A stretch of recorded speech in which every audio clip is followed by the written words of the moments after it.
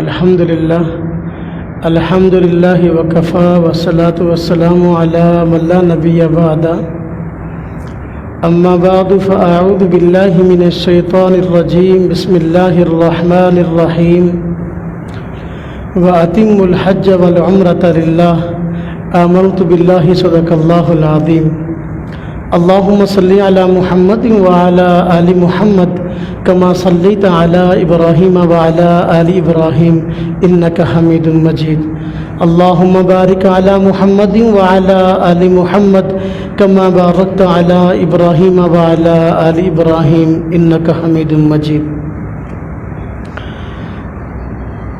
اسلام کی بنیاد 5 چیزوں پر ہے اور ان 5 چیزوں میں اہم اور بنیادی رکن حج بیت اللہ ہے۔ اللہ تبارک و تعالیٰ کی طرف سے جن حضرات کو یہ سعادت نصیب ہوتی ہے کہ ایک بہت بڑی نعمت ہے۔ حدیث پاک میں آتا ہے، حضور نبی پاک صلی اللہ علیہ وسلم فرماتے ہیں کہ جب حضرت ابراہیم علیہ السلام نے بیت اللہ کو تعمیر فرمایا تو اللہ تبارک و تعالیٰ نے حضرت ابراہیم علیہ السلام کو حکم دیا کہ آپ لوگوں میں حج کا اعلان کریں، وَأَذِّن فِي النَّاسِ بِالْحَجِّ، حج کا لوگوں میں اعلان کریں۔ سیدنا ابراہیم علیہ السلام نے فرمایا، یا باری تعالیٰ میری آواز اتنی اونچی تو نہیں کہ پوری دنیا والوں تک اپنی آواز کو پہنچا سکوں۔ تو اللہ تبارک تعالیٰ نے فرمایا، آواز لگانا آپ کا کام ہے اور دنیا والوں تک اس آواز کو پہنچانا میرا کام ہے۔ سیدنا ابراہیم علیہ السلام نے اعلان کیا حج کا، دعوت دی حج کی، بے لوگوں حج کے لیے آؤ۔ یہ آواز ایسی مؤثر تھی کہ پوری دنیا والوں نے بھی یہ آواز سنی جو لوگ اس وقت دنیا میں آ چکے تھے، اور ان لوگوں نے بھی آواز سنی جو ابھی دنیا میں آئے نہیں تھے، عالم ارواح میں تھے۔ تو جو عالم ارواح میں تھے اور جو دنیا میں تھے، ان میں کچھ خوش نصیب لوگ ایسے تھے جنہوں نے اس آواز پر لبیک کہا۔ حدیث پاک میں آتا ہے، سیدنا ابراہیم علیہ السلام کے اعلان اور دعوت کے جواب میں جن لوگوں نے لبیک کہا، اللہ تبارک و تعالیٰ ان لوگوں کو بیت اللہ کے حج کی سعادت نصیب فرمائیں گے۔ تو جن کے حق میں، جن کے مقدر میں بیت اللہ کا حج آ چکا، تو انہوں نے حضرت ابراہیم علیہ السلام کی دعوت اور اعلان کے جواب میں لبیک کہا تھا۔ اور جن لوگوں نے لبیک ایک مرتبہ کہا، ان کی سعادت میں ایک مرتبہ حج ہے، اور جنہوں نے متعدد مرتبہ کہا تو جتنی مرتبہ کہا اتنی مرتبہ حج کی توفیق ان کو نصیب ہوگی۔ جنہوں نے 2 مرتبہ کہا لبیک لبیک، تو 2 مرتبہ حج کی سعادت ان کے لیے ہے۔ جنہوں نے 3 مرتبہ کہا ان کے لیے 3 مرتبہ۔ باہر کیف، چونکہ ابراہیم علیہ السلام نے جب حج کی طرف دعوت دی، لوگوں کو حج کا اعلان کیا، تو خوش بخت لوگوں نے جواب میں لبیک کہا تھا۔ اسی وجہ سے حاجی کا ترانہ بھی لبیک اللہم لبیک ہے۔ یہ اس ترانے کا اور اس تلبیہ کا پس منظر ہے کہ ہم لبیک اللہم لبیک کیوں کہتے ہیں۔ حج پر جاتے ہیں، عمرہ پہ جاتے ہیں، یہ حاجی کا ترانہ ہے اور پس منظر اس کا یہی ہے۔ باہر کے بہت سارے خوش نصیب الحمدللہ ہمارے دوست احباب امت مسلمہ میں پوری دنیا کے اندر ایسے حضرات موجود ہیں جو اس سال حج پہ جا رہے ہیں، اور یہ اللہ تعالیٰ کی طرف سے ایک بہت بڑی نعمت ہے، ان کے لیے بہت بڑی عظیم سعادت ہے۔ تو حج بیت اللہ جتنی بڑی عبادت ہے، اتنے ہی زیادہ اس کے مسائل کو بڑی اہمیت کے ساتھ سیکھنے کی ضرورت ہے۔ وقت چونکہ مختصر ہے، ہمارا یہ تربیتی پروگرام 3 دن کا ہے، تو میں بات کو آگے بڑھاتے ہوئے، بات کو مختصر کرتے ہوئے آگے چلتا ہوں کہ مسلمان جو حج کرتے ہیں اس کی 3 قسمیں ہیں. بس اوقات حج کرنے والا یہاں سے اکیلا صرف حج کی نیت سے جاتا ہے، اس کو حج افراد کہتے ہیں. ایسے شخص کو کہتے ہیں کہ یہ اکیلا حج کرنے کی نیت سے جا رہا ہے، مفرد ہے. اور بعض مسلمان ایسے ہیں کہ حج اور عمرہ دونوں کی نیت سے جاتے ہیں، جا کر پہلے عمرہ کرتے ہیں پھر حج کے دنوں میں حج کرتے ہیں. اس کی 2 صورتیں ہیں. ایک یہ کہ پہلے بندہ جا کر عمرہ کرے اور پھر عمرہ کر کے احرام کھول دے اور حج کے دنوں میں دوبارہ حج کا احرام باندھے اور حج ادا کرے. اسے کہتے ہیں حج تمتع. اور تیسری قسم حج کی حج قران، کہ بندہ یہاں سے گھر سے ہی حج اور عمرہ دونوں کا ارادہ بھی لے کر چلے، جب احرام باندھے نیت کرے تو اس وقت حج اور عمرہ دونوں کی اکٹھی نیت کر لے. جا کر پہلے عمرہ تو کرے لیکن عمرہ کرنے کے بعد احرام کو نہ کھولے بلکہ احرام کی پابندیاں اس پر برقرار رہیں اور حج کرنے کے بعد پھر احرام کھولے. یہ حج کی 3 قسمیں ہیں، افراد، تمتع اور قران. ان 3 قسموں میں سے افضل ترین جو قسم ہے وہ حج قران ہے، اس لیے کہ اس میں مشقت زیادہ ہے کہ بندہ یہاں سے حج اور عمرہ دونوں کا احرام باندھ دے، نیت کر لے اور جا کر عمرہ کرنے کے بعد بھی اپنے احرام کو نہ کھولے اور احرام والی پابندیاں اس پہ برقرار رہیں اور حج کے دنوں کا انتظار کرتا رہے، جب حج کے دن آئے تو پھر حج کرے، اس کے بعد اپنا احرام کھول لے. چونکہ اس میں مشقت زیادہ ہے اس لیے افضل بھی یہ ہے. عام طور پر مسلمان اس کو کرتے نہیں اس لیے کہ مشقت زیادہ ہے. باہر کے اب جب بندہ حج پہ جاتا ہے نا تو پہلے عمرہ کرتا ہے اس کے بعد حج کرتا ہے عام طور پر.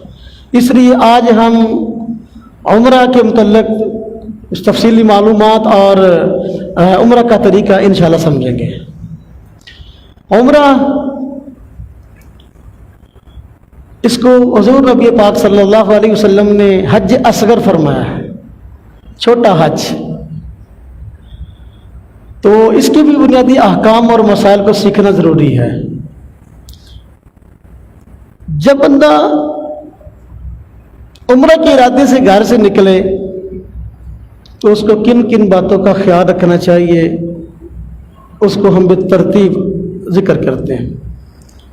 سب سے پہلے عمرہ کرنے والا ساتھی، عمرہ کرنے والا دوست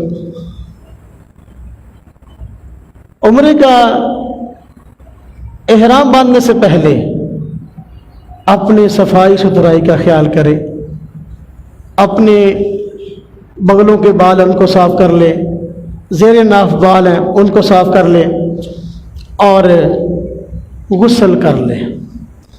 غسل کرنے کے بعد صاف ستھرا ہونے کے بعد مونچھیں ہیں کترانی تو وہ مونچھیں کتر لے، خط بنوا لے، سر کے بال بنوا لے،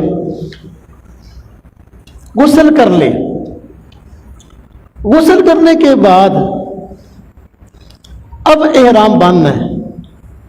یہ سمجھے پہلے احرام چیز کیا ہے. عام طور پر ہمارے یہاں سمجھتے ہیں دوست کہ احرام کہتے ہیں وہ جو چادریں ہم پہنتے ہیں وہ احرام ہے. وہ احرام نہیں ہے، وہ احرام کا لباس ہے، وہ احرام نہیں ہے. احرام ہے اصل میں عمرہ کی یا حج کی نیت کرنا اور اس کے ساتھ تلبیہ کہہ لینا، لبیک اللہم لبیک. یہ ہے اصل احرام. اور چونکہ عمرہ اور حج کی نیت کرنے کے بعد تلبیہ کہنے کے بعد سلا ہوا لباس پہننا جائز نہیں ہے، اس لیے وہ 2 چادریں انسلا لباس پہن لیتے ہیں، وگرنہ احرام وہ نہیں ہے. احرام اصل میں حج یا عمرے کی نیت کرنا ہے اور تلبیہ کہنا ہے. جو بندہ حج کی نیت حج کی یا عمرہ کی نیت کر لے اور تلبیہ کہہ لے، اب وہ احرام میں آ گیا، چاہے اس نے سلے ہوئے کپڑے کیوں نہ پہنے ہوں. لیکن چونکہ حج یا عمرہ کی نیت کرنے کے بعد سلے ہوئے کپڑے پہننا منع ہے اب اگر اس نے کپڑے پہنے رکھے سلے ہوئے، حج کی نیت کرنے کے بعد، عمرہ کی نیت کرنے کے بعد، تلبیہ کرنے کے بعد، تو اس پر جرمانہ لاحق ہو جائے گا، جسے ہم دم کہتے ہیں۔ دم کہتے ہیں قربانی کا واجب ہو جانا، تو اس میں قربانی واجب ہو جائے گی۔ تو احرام نام ہے نیت کا، اور اس کے بعد تلبیہ کہنے کا۔ احرام ان دو چادروں کو جو حاجی پہنتے ہیں، اس چیز کا نام احرام نہیں، یہ احرام کا لباس ہے۔ اب جب بندہ اپنی صفائی ستھرائی کر لے، بال وغیرہ کترا لے، اس کے بعد غسل کر لے، غسل کرنے کے بعد اب وہ اپنا لباس بدل لے گا، یعنی سلا ہوا لباس اتار دے گا نیت کرنے سے پہلے، اور دو چادریں جو ہیں احرام کی وہ پہن لے گا۔ اس سلسلے میں بہتر یہ ہے، جب اپنے گھر سے عمرہ کے ارادے سے جا رہے ہیں تو گھر سے ہی بندے کو عمرہ کی نیت نہیں کرنی چاہیے، یعنی جس میں جو نیت کے الفاظ بتاؤں گا، اور تلبیہ نہیں کہنا چاہیے۔ غسل کر لے، صفائی ستھرائی کر لے، اور چادریں بھی پہن لے، لیکن تلبیہ نہ کہے، ابھی نیت نہ کرے۔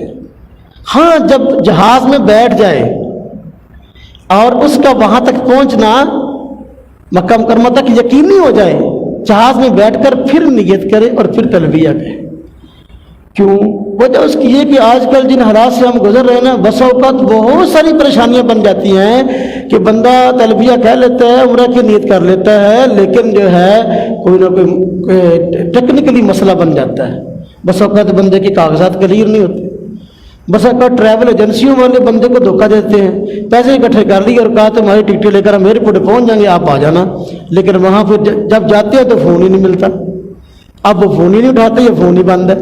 اب بندہ یہاں سے اگر نیت کر کے چل پڑا، تلبیہ کہہ لیا، اب بہت بڑا مسئلہ بن گیا اس کے لیے، اب احرام والی پابندیاں اس پہ آ جائیں گی، اس لیے ایسا نہ کرے۔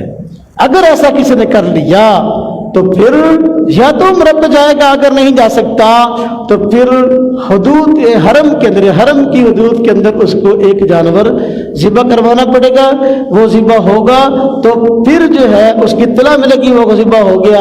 اب جو ہے یہ بندہ اپنے احرام کو اتارے گا، یعنی احرام والی پابندیاں اسے نکلیں گی، پھر زندگی میں دوبارہ اس کے لیے عمرہ کرنا واجب ہوگا۔ یعنی یہ مسئلہ ہے، لہذا کسی ساتھی نے عمرے کے لیے جانا ہے تو وہ غسل کر لے، گھر میں صفائی ستھرائی اپنی کر لے، لیکن احرام اب کے چادریں پہننے کے بعد نیت نہ کرے اور تلبیہ نہ کہے۔ اصل احرام یہی ہے، جب جہاز میں بیٹھ جائے اور وہاں پر پہنچنا یقینی ہو جائے پھر۔ دیکھیں بس اوقات عمرے میں بندہ جاتا ہے نا، ڈائریکٹ جاتا ہے، اس طرح سعودی ایئر لائن ہے یا بعض ایسی ہیں ایئر لائن کہ وہ بندے نے وائے سے نہیں جانا، ڈائریکٹ جانا ہے، درمیان میں اسٹے نہیں کہیں بھی۔ مطلب یہ ایک ہی جہاز میں ڈائریکٹ اب یہ اپنا جدہ پہنچے گا۔ اگر یہ صورتحال ہے تو پھر جہاز میں بیٹھ کر تلبیہ کہہ لے جب جو ہی بیٹھے تو، لیکن اگر اس نے رستے میں اسٹے کرنا ہے تو پھر پہلی مرتبہ جب بیٹھا ہے جہاز میں یا پہلے جہاز میں بیٹھا ہے وہاں بھی تلبیہ نہ کہے۔ مثلا وایا دبئی جانا ہے، وایا دبئی جانا ہے تو یہاں سے پاکستان سے دبئی کے لیے جب بیٹھے تو اس وقت تلبیہ نہ کہے، اس کو نیت نہ کرے۔ جب دبئی سے دوبارہ سوار ہو جدہ کے لیے تو دبئی میں دوبارہ جہاز پر دوبارہ سفر شروع کرے تو اب تلبیہ کہے، اب نیت کرے، تاکہ مزید پریشانیوں سے بندہ بچ سکے۔ میں نے عرض کیا بس اوقات بندہ نیت اور تلبیہ کہہ لیتا ہے اور احرام کی حالت میں آ جاتا ہے، احرام والی پابندیاں اس پہ لاگو ہو جاتی ہیں، تو پھر اس کے لیے عمرہ پہ جانے کے لیے بس اوقات مسائل بن جاتے ہیں۔ اب پھر ان پریشانیوں سے نپٹنے کا بہترین ذریعہ یہ ہے کہ بندہ جہاز پر بیٹھے تو پھر تلبیہ کہے۔ صرف وائے کے ذریعے جائیں یا ڈائریکٹ جائیں، جب جہاز وہاں سے گزر رہا ہوتا ہے، جو میقات ہے ہماری، تو اس وقت اعلان ہو رہا ہوتا ہے ہوائی جہاز میں کہ ہم میقات کے پاس سے گزر رہے ہیں، جن لوگوں نے احرام نہیں باندھا احرام باندھ لیں، نیت نہیں کی نیت کر لیں، اعلان ہو رہا ہوتا ہے۔ تو بس اوقات بندہ جہاز میں سویا ہوا ہوتا ہے تو پھر پتہ ہی نہیں چلتا کہ کب اعلان ہوا اور کب نہ ہوا، تو بہتر ہے کہ بیٹھتے وقت نیت کر لے، تلبیہ کہہ لے، تاکہ یہ نہ ہو کہ اعلان ہو چکا ہو اور جدہ بھی آ جائے اور پھر ہم وہاں اترے تو ہم نے نیت بھی نہ کی اور تلبیہ بھی نہ کہا۔ تو میقات سے گزرنے سے پہلے اصل مسئلہ تو یہ ہے کہ میقات سے گزرنے سے پہلے ہم نے عمرہ کی نیت کرنی ہے اور جو ہے وہ تلبیہ کہنا ہے۔ اگر ہم میقات سے تلبیہ کہے بغیر، نیت کہے بغیر گزر جاتے ہیں تو پھر بھی ہم پہ دم واجب ہو جائے گا، جسے کہتے ہیں قربانی۔ لہذا یہ مسائل سمجھنے بہت زیادہ ضروری ہیں۔ اگر عمرہ کی فضیلت ہے، حج کی فضیلت ہے، تو یہ فضیلت تب حاصل ہوگی جب بندہ اس کو کما حقہ ادا کرے گا۔ تو میں عرض کر رہا تھا کہ میقات سے گزرنے سے پہلے عمرہ کی نیت کرنا ضروری ہے اور تلبیہ کہنا ضروری ہے۔ میقات کسے کہتے ہیں؟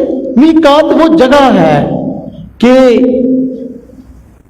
جس کو حج یا عمرہ کی نیت کیے بغیر بندہ کراس نہیں کر سکتا، وہاں سے گزر نہیں سکتا۔ اگر گزر جائے گا تو قربانی واجب ہوگی۔ مختلف ممالک والے لوگوں کے لیے مختلف میقات ہے، حدود ہیں، جہاں سے بغیر عمرہ کی نیت کے بندہ گزر نہیں سکتا۔ گزرے گا عمرہ کرنے والا تو پھر اس پہ قربانی لازم ہو جائے گی۔ پاکستانی گزرتے ہیں تو ان کے لیے جو میقات ہے وہ یلملم ہے، یلملم جگہ کا نام ہے۔ تو وہاں سے گزرتا ہے تو پھر اس سے پہلے عمرہ کی نیت ہونا ضروری ہے اور جو ہے وہ تلبیہ کہنا ضروری ہے۔ بارکہ یلملم جگہ اگرچہ آپ نے نہ دیکھی ہو، چاہے آپ کو نام بھی نہ آتا ہو کہ ہماری میقات ہے کون سی، جب آپ ہوائی جہاز پہ بیٹھ گئے اور اپنے نیت کر لی، تلبیہ کہہ لیا، یا جہاز میں اعلان ہوا اس سے پہلے آپ نے نیت کر لی، تلبیہ کہہ لیا، تو آپ جو ہے وہ احرام والے ہو گئے اور آپ کے لیے وہاں سے گزرنا ٹھیک ہو گیا۔ تو سب سے پہلا کام جو کرنا ہے وہ احرام باندھنا ہے۔ نمبر 2، اس کے بعد جو کام ہے کرنے کا، میں نے عرض کیا کہ چونکہ ہم جب نیت کریں گے عمرہ کی تو اب پابندیاں ہم پہ لاگو ہو جائیں۔ کچھ کام ایسے ہیں جو کہ عمرہ کرنے والے، حج کرنے والے کے لیے جائز نہیں ہے، انہیں کہتے ہیں احرام کی پابندیاں۔ وہ کون سے ایسے کام ہیں جو کہ حاجی کے لیے، عمرہ کرنے والے کے لیے جائز نہیں ہے، احرام کی حالت میں وہ نہیں کر سکتا؟ تو وہ کل 9 کام ہیں۔ کتنے جی؟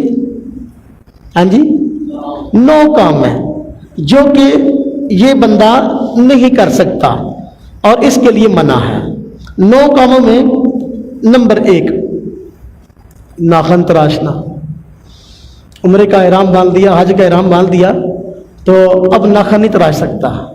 ناخن اگر اس نے کاٹنے ہیں تو عمرہ کی نیت کرنے سے پہلے، تلبیہ کرنے سے پہلے کاٹ لے۔ نمبر 2، جسم کے کسی حصے کے بال نہیں کاٹ سکتا، کسی بھی حصے کے بال کاٹنا جائز نہیں۔ اگر بال کٹوانے تو پہلے کٹوا لے۔ اب عمرہ کی نیت کرنے کے بعد، تلبیہ کرنے کے بعد یہ کام نہیں کر سکتا۔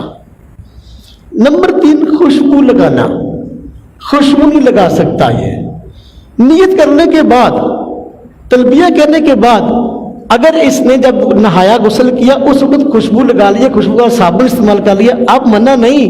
کیوں؟ ابھی اس نے نیت کی نہیں ہے، ابھی اس نے تلبیہ کہا نہیں، پابندیاں نہیں آئی، لہذا غسل کرتے ہوئے خوشبو لگا لی، کوئی حرج نہیں۔ لیکن جب تلبیہ کہے گا، جب نیت کرے گا، اب اس کے بعد خوشبو نہیں لگا سکتا۔ نمبر 4، اللہ اکبر، مرد کے لیے اپنے چہرے کو چھپانا اور اپنے سر کو ڈھانپنا، یہ عمرہ اور حج کی نیت کرنے کے بعد یہ جائز نہیں ہے۔ اپنے سر کو کھلا رکھے گا اور اپنے چہرے کو کھلا رکھے گا، کسی چیز سے اس کو ڈھانپ نہیں سکتا۔ لیکن خاتون کے لیے یہ حکم ہے احرام کی حالت میں بھی اور احرام کے علاوہ بھی کہ پردہ کرے۔ عورت پر پردہ واجب ہے چہرے کا، اور وہ سر بھی اپنا ڈھانپے گی۔ اب سوال ہے کہ اس کا طریقہ کار کیا ہے؟ پھر عورت کے طریقہ کار یہ ہے کہ عورتوں کے لیے ایک چھجے والی جو ہے نا، وہ چھجے والا اپنا ٹوپی یا نقاب ملتا ہے، چھجے والا، تو وہ اس طرح آگے ہوتا ہے، اس کے اوپر اس طرح جو ہے نا کپڑا ڈال لیتے ہیں۔ تو عورت کے لیے پردہ واجب ہے۔ حج اور عمرے کے سفر میں بھی اس کے علاوہ بھی حج اور عمرے کی اگر نیت خاتون کر لیتی ہے تو اس کے لیے پردہ پھر بھی واجب ہے. اس کے لیے وہ کیا کرے گی کہ اپنا کیپ والا گویا کہ نقاب استعمال کرے گی. اس طرح وہ ہوتا ہے اس طرح, اور اس کے اوپر نقاب ڈال لیتے ہیں. اس سے پردہ بھی ہو جاتا ہے اور مسئلہ بھی حل ہو جاتا ہے. باہر کیا تو جو چوتھی چیز ہے بتا رہے تھے کہ مرد کو چہرہ یا سر کو ڈھانپنا یہ ٹھیک نہیں ہے, جبکہ عورت کے لیے اس کا حکم ہے. کپڑا جو ہے عورت کا چہرے کے ساتھ نہ لگے, وہ کیپ والا نقاب استعمال کر لے. نمبر 5, سلے ہوئے کپڑے پہننا. سلے ہوئے کپڑے جو ہے وہ مرد نہیں پہن سکتا. خاتون کے لیے اجازت ہے, خاتون سلے ہوئے کپڑے پہنے گی, لیکن مرد سلے ہوئے کپڑے نہیں پہن سکتا. جس طرح قمیض ہے, شلوار ہے, پاجامہ, یہ نہیں پہن سکتا. چادریں جو ہے سادہ ان سلی وہ پہنے گا. اور نمبر 6, دستانے یا موزے پہننا یہ ٹھیک نہیں ہے. ایسی چپل بھی ممنوع ہے, ایسی چپل پہننا یا ایسا جوتا پہننا مرد کے لیے ممنوع ہے کہ جس کی وجہ سے جو ہے نا پاؤں کے درمیان والی اوپری جو ہڈی ہے وہ چھپ جاتی ہو. ایسا جوتا نہیں پہن سکتا, بلکہ جسے ہم پنجابی میں کہتے ہیں نا سیدھی زبان ہوائی چپل وہ پہنے گا.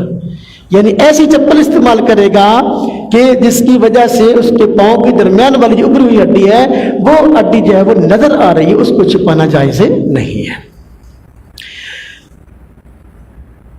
اور نمبر 7, کسی قسم کی شہوت کی بات بھی نہیں کرے گا اور کام بھی نہیں کرے گا. یعنی اپنی بیوی سے مباشرت کرنا بھی جائز نہیں ہے, ویسے بھی کوئی کسی قسم کی جو ہے وہ فوش بات اس کے لیے اس احرام کی حالت میں یہ ٹھیک نہیں ہے. 7 چیزیں ہو گئی. 2 چیزیں ایسی ہیں جن کا تعلق حرم کی جگہ کے ساتھ ہے, حرم کی حدود کے ساتھ ہے. تو ادھر آ جائیں, حرم کی حدود کے ساتھ ان کا تعلق ہے. وہ ایک ہے کہ حرم کے جانور کا شکار نہیں کرنا, جانور کا شکار نہیں کرنا, نہ خود کرنا ہے نہ کسی کی معاونت کرنی ہے. اور نمبر 2 کہہ لیں یا ترتیب کے اعتبار سے 9واں نمبر کہہ لیں کہ احرام اور عمرہ کی نیت اور تلبیہ کہنے کے بعد وہاں جو حرم کی حدود ہے وہاں کی گھاس وغیرہ یہ نہیں کاٹ سکتا. یہ 9 چیزیں ایسی ہیں جو احرام کی پابندیاں ہیں جن کا خیال رکھنا ضروری ہے. اب اس کے بعد میں یہ آپ کو سمجھاؤں کہ عمرہ کی نیت کرنی تو کیسے کرنی ہے. اب یہ مسئلہ رہتا ہے, جب ہم نے غسل کر لیا, صاف ستھرے ہو گئے, اب عمرہ کی نیت کرنی میں نے عرض کیا تھا کہ یہ جہاز میں بیٹھ کر کریں گے تاکہ جو ہے سفر آسان ہو جائے. اگر کسی قسم کی ٹیکنیکلی کوئی پریشانی ہے تو اس سے پہلے حل ہو جائے. جہاز میں بیٹھ کر ہم نے عمرہ کی نیت کرنی ہے. اللہ تبارک و تعالیٰ ہر زبان کو جانتے ہیں. کوئی بندہ پنجابی میں بھی نیت کر لے گا نا تو وہ بھی ٹھیک ہے. نیت کہتے ہیں دل کے ارادے کا نام, یا اللہ میں عمرے کا ارادہ کرتا ہوں, اس کو یا اللہ میری طرف سے یا اللہ قبول بھی فرما, آسان بھی فرما. اس کو آسان فرما اور میری طرف سے قبول بھی فرما. اب یہ عمرہ کی نیت ہے. اور اس کے بعد اس نے تلبیہ کہہ لینا ہے, لبیک اللہم لبیک لبیک لا شریک لک لبیک ان الحمد والملک ان الحمد والنعمت لک والملک لا شریک لک. یہ تلبیہ ہے, لبیک اللہم لبیک لبیک لا شریک لک لبیک ان الحمد والنعمت لک والملک لا شریک لک. یہ حج کی جو ہے وہ نیت میں ہم حج کے الفاظ کہہ لیں گے, عمرے کی نیت میں عمرے کے الفاظ کہہ لیں گے. چونکہ ابھی ہم عمرہ کے متعلق پڑھ رہے ہیں, تو جب بندہ عمرہ کی نیت کرے گا بس یہی کہ یا اللہ میں عمرہ کی نیت کر رہا ہوں. ہاں جی, عربی میں کہتے ہیں اللہم انی ارید العمرہ, یا اللہ میں عمرے کی نیت کر رہا ہوں, ارادہ کر رہا ہوں. فیسر حالی, یا اللہ اس کو میرے لیے آسان بنا دے. وتقبلھا منی, یا اللہ میری طرف سے اس کو قبول فرما لے. ہاں جی, اور تلبیہ کہہ لے. جب تلبیہ کہہ لے گا, اس ساری مسجد کا نام مسجد حرام ہے. اس ساری حدود کا نام کیا ہے؟ مسجد حرام ہے. تو مسجد حرام میں جب داخل ہو تو بیت اللہ شریف پر ہاں جی नजर पड़ने से पहले मस्जिद हराम में दाखिल हो तो जिस तरह के मस्जिद के आदाब में से कि हम अपना दायां पाँव मस्जिद में रखते हैं और दुआ पढ़ते हैं, तो इस तरह मस्जिद हराम में दाखिल होने से पहले हम दाखिल होने की दुआ पढ़ लेंगे। बिस्मिल्लाहि वस्सलातु वस्सलामु अला रसूलिल्लाह रब्बि ग़फ़िरली ज़ुनूबी वफ़्तह ली अब्वाब रहमतिक। बाहर क्या है? बिस्मिल्लाह अल्लाह के नाम से, वस्सलातु वस्सलामु अला रसूलिल्लाह रहमत कामिला और सलामती नाज़िल हो रसूलुल्लाह सल्लल्लाहु अलैहि वसल्लम पर। रब्बि ग़फ़िरली, ऐ मेरे रब मुझको बख्श दीजिए। हाँ जी, या अल्लाह ऐ मेरे रब बख्श दीजिए मेरे गुनाहों को, वफ़्तह ली अब्वाब रहमतिक, और खोल दीजिए मेरे लिए अपनी रहमत के दरवाजे। या अल्लाह तबारक व तआला से जो है वो दरख्वास्त है। मस्जिद में दायां पाँव रखेंगे तो ये दुआ पढ़ेंगे, अल्लाहुम्मा फ़्तह ली अब्वाब रहमतिक। ये अकेला इतना ही कह लेंगे, ये भी ठीक है, ये रिवायात में आया है। हदीस पाक में आता है जब बंदा बैतुल्लाह में मस्जिद हराम में दाखिल होता है तो बैतुल्लाह पर जब पहली नजर पड़ती है तो जो दुआ करता है अल्लाह तबारक व तआला उस दुआ को कबूल करते हैं। वैसे वो सारी मुकद्दस जगह है और अल्लाह पाक वैसे ही दुआओं को कबूल करने वाले हैं। हाँ जी, अल्लाह पाक कुरान के लिए फरमाते हैं कि मेरा बंदा जब भी मुझसे दुआ करता है तो मैं उसकी दुआ को सुनता हूँ। अल्लाह तबारक व तआला जो है वो दुआओं को कबूल करते हैं, लेकिन वो जगह खास तौर पर दुआओं की कबूलियत की है। लिहाजा बैतुल्लाह पर पहली नजर जब पड़े तो उस वक्त पहले याद कर ले कि मैंने क्या दुआ अल्लाह से मांगनी। वो कैफियत ही ऐसी बसाकत होती है कि बंदे के बसाकत भूल जाते हैं पहले मांगना क्या है, नजर भी पड़ जाती है। शौक में मतलब जा रहा होता है ना जी, नजर भी पड़ जाती है और दुआ मांगना भी बंदा भूल जाता है कि मैंने दुआ मांगनी क्या है। तो बस औकत दोस्त पूछा करते हैं कि जी जब पहली नजर पड़े तो हम दुआ मांगे क्या, हम दुआ मांगे क्या। तो इसके लिए एक बेहतरीन जो है वो चीज़ है कि आप ये दुआ मांग लें कि या अल्लाह यहाँ जितनी देर में रहूँ जो दुआएं मांगूँ या अल्लाह सारी कबूल फरमा, जिंदगी भर में या जो दुआएं मांगूँ या अल्लाह वो भी कबूल फरमा। ये कैसी जामे चीज़ है कि पूरी जिंदगी आप दुआएं मांगेंगे, हाँ जी, तो वो सारी की सारी दुआएं आपकी मुस्तजाब होंगी, आप मुस्तजाब दावा ठहरेंगे। ये एक कह ले एक जामे माने चीज़ है दुआ के हवाले से कि अल्लाह यहाँ पर जितनी देर में रहूँ, जितनी दुआएं मांगूँ या अल्लाह सबको कबूल फरमा, और या अल्लाह पूरी जिंदगी जो मैं आपसे मांगूँ या अल्लाह मेरी सारी दुआओं कबूल फरमा। तो ये बैतुल्लाह पर पहली नज़र पड़ते वक्त जो है वो जो दुआ है तो करेगा तो अल्लाह तबारक व तआला कबूल फरमाएंगे इंशाअल्लाह ताला। हाँ जी, तो ये कबूलियत का मौका है, ऐसे मौके पर अल्लाह से मांगना चाहिए। अल्लाह तबारक व तआला बंदे से खुश होते जब बंदा मांगता है, तो इसलिए अल्लाह से मांगना ये अल्लाह तबारक व तआला की रहमतों को समेटने का बहुत बड़ा जरिया है। अब वो ज़ाहिर बात है मस्जिद हराम में आया है तो अगर नमाज का वक़्त है नमाज पढ़ ले, तो अगर नमाज का वक़्त नहीं है तो फिर उम्रे के आमाल को करे। उम्र क्या चीज़ है, खुलासतन समझ लें। उम्रे में अहम चीज़ें चार हैं।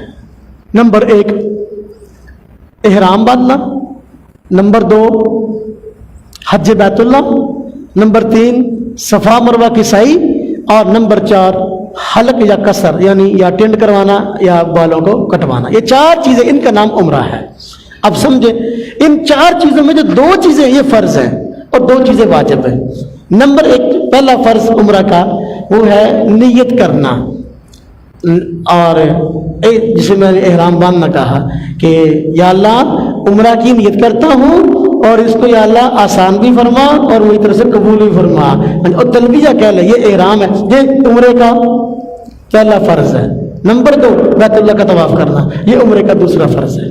और 2 वाजिब हैं उम्रे के, नंबर 1 सफ़ा मरवा के साई, और नंबर 2 हलक या कसर करवाना, यानी हलक करवाना टेंड करवाना और कसर करवाना बाल कटवाना। मैं समझाता हूँ बाद में इसको।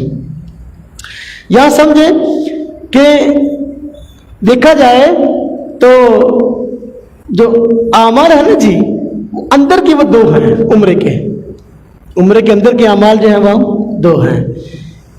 इससे पहले 2 अमाल से पहले नियत है और बाद में टेंड करवानी है या बाल कटवाने हैं। 2 अमाल बैतुल्लाह का तवाफ और सफ़ा मरवा की सही, ये 2 अहम काम है। اور جو اس سے پہلے نیت ضروری ہے، اس لیے نیت کو پہلے لے آئے ہیں. اور احرام سے نکلنے کی یہ علامت ہے کہ بندہ جو ہے وہ ٹینڈ کروا لے.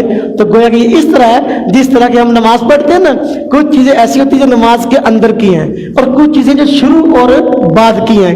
جس طرح کہ حضور نبی پاک صلی اللہ علیہ وسلم کا فرمان ہے نماز کے بارے میں، فرمایا تکبیر و تحریم تحلیل و تسلیم، کہ نماز کی تحریمہ یہ تکبیر ہے، اللہ اکبر کہنا ہے، اور نماز سے باہر نکلنا یہ لفظ سلام کے ساتھ ہے. ایک بندہ چاہتا ہے کہ میں نماز میں شامل ہو جاؤں، اب نماز میں وہ شامل کب ہوگا؟ جب وہ اللہ اکبر کہہ لے گا، تکبیر تحریمہ، اب نماز میں داخل ہو گیا ہے. اور نکلے گا کب؟ جب قاعدے میں اپنے اعمال پورے کرنے کے بعد السلام علیکم ورحمۃ اللہ کہے گا، اب نماز سے نکل جائے گا. اسی طرح عمرہ میں عمرہ کے جو اعمال ہیں ہم نے کرنے ہیں، لیکن اس کے لیے ایک چیز دخول کا ذریعہ اور ایک خروج کا ذریعہ ہے. جو نیت ہے اور تلبیہ ہے یہ دخول کا ذریعہ ہے. وہ بندہ معتمر نہیں کہلا سکتا، وہ بندہ عمرہ والا نہیں کہلا سکتا جو بندہ عمرے کی نیت نہ کر لے اور تلبیہ نہ کہہ لے. جس طریقے سے نماز کی جو پہلی تکبیر ہے جس کو تکبیر تحریمہ کہتے ہیں، وہ بندہ کہتا ہے تو بہت سارے کام ایسے ہوتے ہیں جو حلال ہوتے ہیں وہ حرام ہو جاتے ہیں. نماز کی پہلی تکبیر ہے اسے کہتے ہیں تکبیر تحریمہ. تحریمہ کا معنی کیا ہے؟ ایسی تکبیر جس کی وجہ سے بہت سارے کام حرام ہو گئے. اب دیکھو نماز سے پہلے کھانا پینا حلال تھا، اب نماز میں کھانا پینا حرام ہو گیا. اب ایسا تو نہیں کہ بندہ نماز ہی پڑھتا رہے، جیب سے جو ہے نا وہ ٹافی نکال کے چاکلیٹ نکال کے کھاتا بھی رہے، نماز نہیں ہوگی. نماز میں حرام ہے، حالانکہ نماز سے پہلے یہ چیز حلال تھی.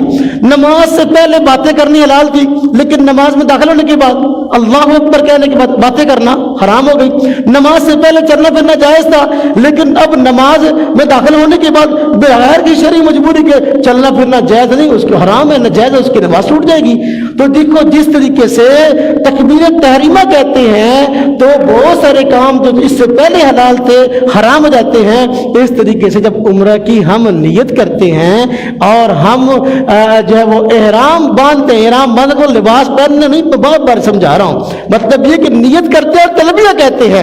اس طرح نیت اور تلبیہ کہنے کے بعد بہت سارے کام ایسے ہیں جو حلال ہوتے ہیں، اب کیا ہو گئے؟ حرام. خوشبو لگانا حرام، جس طرح میں نے بتایا 9 کام ایسے ہیں جو کہ ایسے ہیں کہ عمرہ کے بعد عمرہ کی نیت کرنے کے بعد حلال نہیں ہے. تو اب یہ پہلے حلال تھے لیکن اب کیا ہو گئے؟ حرام. تو دیکھو اس طرح تکبیر تحریمہ کا معاملہ اس طرح اس کا معاملہ ہے. باہر کے جس طریقے سے لفظ سلام سے نماز سے باہر نکل آتے ہیں، السلام علیکم ورحمۃ اللہ کہتے ہیں، نماز سے باہر نکل جاتے ہیں. اس طرح بندے نے عمرہ کیا جو ہے تو اب یہ بندہ اپنا یعنی طواف کرنے کے بعد صحیح صفا مروہ کے صحیح کرنے کے بعد اب یہ بندہ جو ہے وہ ٹینڈ کروا لے گا یا بال کٹوا لے گا تو احرام سے نکل جائے گا. اب احرام والی پابندیاں اس سے ختم ہے. چاہے یہ 2 چادریں احرام والی پہلے رکھے، اس سے کچھ نہیں ہوتا. ایک بندہ ہے اس نے عمرہ کی نیت کی، تلبیہ کہا، نیت کی اور بیت اللہ کا طواف بھی کر لیا، صفا مروہ کی صحیح بھی کر لی اور بعد میں ٹینٹ بھی کروا لی. اب 2 چادریں جو لباس ہے احرام کا وہ پہنے رکھتا ہے تو کیا وہ احرام میں ہے؟ نہیں. میں نے عرض کیا یہ لباس ہے احرام کا، یہ احرام نہیں ہے، اصل نیت ہے. اور پھر اس کے بعد اس کے اعمال ہیں، جب اعمال پورے ہو گئے اس نے ٹینٹ کروا لی یا بال کٹوا لیے، اب اسے نکل گیا. اب کچھ چیزیں ایسی ہیں جو کہ کچھ پریکٹیکلی ہمیں سمجھنے کی ہیں تو میں آپ حضرات کی خدمت میں پیش کرتا ہوں کہ عمرہ کرنے والے نے جب مسجد حرام میں داخل ہونا تو اس نے پہلے بیت اللہ کا طواف کرنا ہے. تو بیت اللہ کا طواف کیسے کرنا ہے اس کے متعلق چند بنیادی چیزیں ہیں جو میں آپ حضرات کی خدمت میں پیش کرنا چاہتا ہوں. دیکھیں ذرا،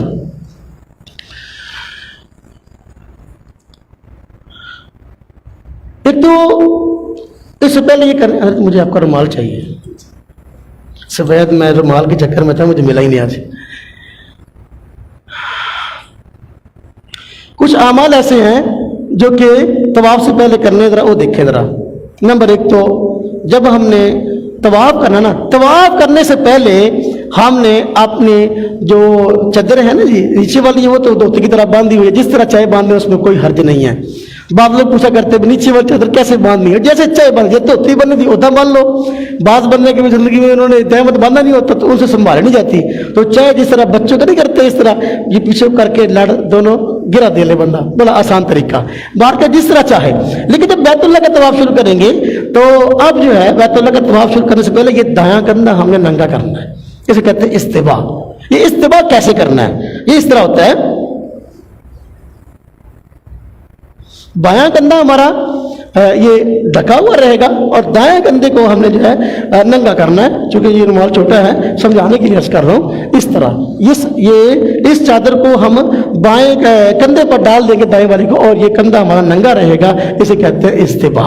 یہ اس کا تعلق احرام کے ساتھ ہے، اپنا اس کا تعلق طواف کے ساتھ ہے۔ جب ہم طواف شروع کریں گے تو اس سے پہلے یہ استبا ضروری ہے، اور جب طواف ختم ہو جائے گا اب استبا کی ضرورت نہیں ہے، اب اپنے معمول کے مطابق آپ چادر پہن سکتے ہیں۔ یہ بعض لوگ ایسے گھر سے جاتے ہیں نکلتے ہیں تو بعض لوگ چادریں پہنی ہوتی ہیں، یہیں سے جو ہے نا وہ استبا کر لیتے ہیں اس طرح، تو اس کا کوئی تعلق نہیں ہے اس چیز سے، اس کا تعلق صرف جو ہے بیت اللہ کے طواف سے ہے۔ عمرہ کی بات کر رہا ہوں ابھی میں تو، اور جب ہم نے بیت اللہ کا طواف کر لیا اس کے بعد اب استبا کی ضرورت نہیں رہی۔ اور اس طرح ایک عمل ہوتا ہے طواف کے دوران جسے ہم رمل کہتے ہیں۔ رمل کا معنی ہوتا ہے بندے کا پہلوان کی طرح اکڑ کر چلنا، سینہ باہر نکال کے، اور جو ہے نا جسے کہتے ہیں فخر اور تکبر کے ساتھ چلنا۔ یہ طواف میں حکم ہے۔ کیوں؟ جب مسلمان مکہ مکرمہ آئے، مکہ فتح ہوا، عام اجازت ملی تو مسلمانوں کو عمرہ وغیرہ کرنے کی سلسلہ ہوا، تو اب جو ہے کفار نے جب دیکھا کہ مسلمان عمرہ کر رہے ہیں، عمرہ کی اجازت مل گئی، تو کفار نے باتیں کی کہ دیکھو یہ مسلمان مدینہ طیبہ گئے تھے، وہاں کی آب و ہوا ان کو موافق نہیں آئی، دیکھو کمزور ہو گئے ہیں، یہ پہلے سے کمزور ہو گئے۔ حضور نبی پاک صلی اللہ علیہ وسلم فرمایا نہ ہم کمزور کیسے ہیں، ہاں جی ہم تو طاقتور ہیں، ہم کب کمزور ہوئے؟ لہذا بیت اللہ کا طواف کرو تو اکڑ کر کرو، کافروں کو پتہ چلے کہ ہم کمزور نہیں ہوئے، ہم تمہارے لیے آج بھی بہت بڑی طاقت ہے۔ اللہ پاک کو عام طور پر عاجزی پسند ہے، اللہ پاک کو عام طور پر بندے سے عاجزی پسند ہے بندے کی، اور عاجزی مطلوب ہے، لیکن یہ موقع ایسا ہے اس موقع پر اللہ کو فخر مقصود ہے کہ اس طرح سینہ نکال کر جو نا اس طرح اکڑ کر چلنا۔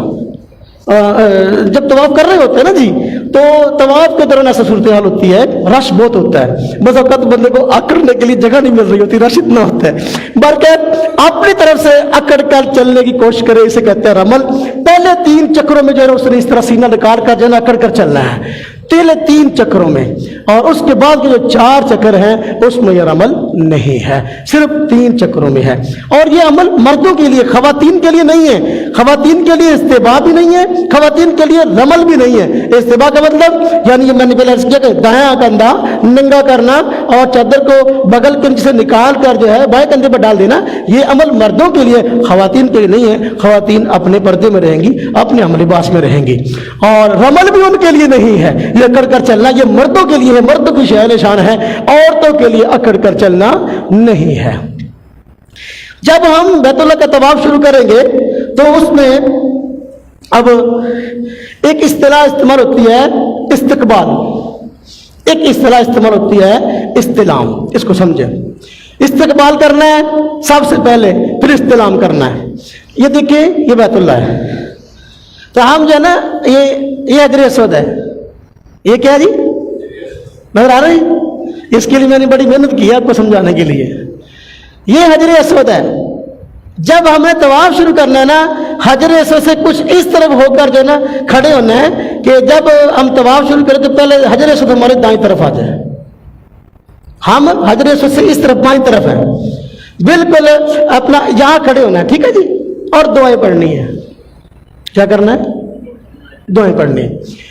اب بیت اللہ کا طواف شروع کر رہے ہیں، یا اللہ طواف کر رہا ہوں، شروع کر رہا ہوں، یا اللہ اس کو آسان فرما، یا اللہ اور اس کو قبول فرما، بس یہ دعا ہے۔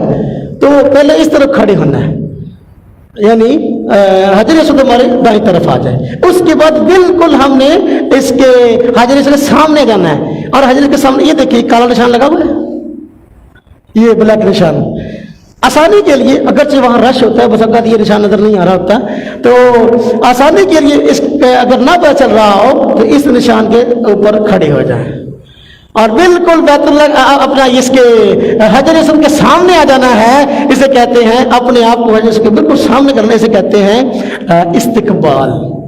کیا کہتے ہیں جی؟ اپنے آپ کو حجر اسود کے بالکل سامنے کر لیا، اسے کہتے ہیں استقبال دعا پڑھنے کے بعد. اب جو ہے اس کے بعد ہم نے استلام کرنا ہے. ایک طواف کے اندر کل 8 استلام ہیں اور ایک عمرے کے اندر کل 9 استلام ہیں. پہلے سمجھے استلام کسے کہتے ہیں. استلام کا معنی ہوتا ہے حجر اسود کو یا تو ہاتھ لگا لینا یا چوم لینا. حجر اسود کو یا تو ہاتھ لگا لینا یا حجر اسود کو چوم لینا، یہ استلام ہے. لیکن آپ نے یہ مسئلہ پڑھ لیا کہ جو 7 پابندیاں ہیں مردوں سے متعلق حدود حرم کے معاملہ سے رکھ 2 ہیں وہ کل 9 بنی. تو پابندیوں میں سے پابندی ہے کہ ہم نے خوشبو نہیں لگانی. اور یہ جگہ ایسی ہے ماشاءاللہ بابرکت مقدس جگہ ہے، اور عرب خود جو ہیں نفیس لوگ ہیں، تو وہ یہاں خوشبوئیں اچھی سے اچھی ڈالتے رہتے ہیں. اب صورتحال یہ